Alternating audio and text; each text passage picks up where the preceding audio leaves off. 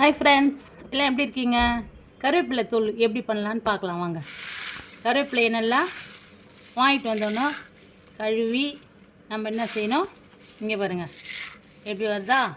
இந்த மாதிரி என்ன பண்ணணும், நிழல்லையே வீட்டிலையே காய வச்சுக்கணும். காய வச்சுட்டு நம்ம இது என்ன பண்ணோம், மிக்சியில் அரைச்சிக்கலாம்.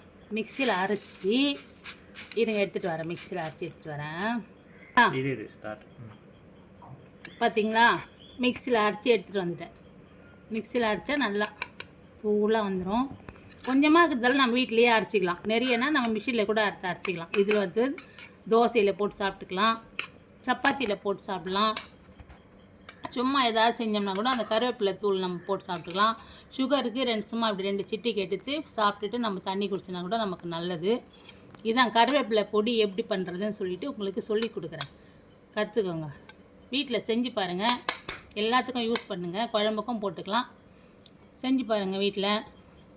லைக் பண்ணுங்கள், சப்ஸ்கிரைப் பண்ணுங்கள், பெல் பட்டன் ஆனில் வச்சுக்கோங்க. தேங்க்யூ. அடுத்த வீடியோக்கு பார்க்கலாம்.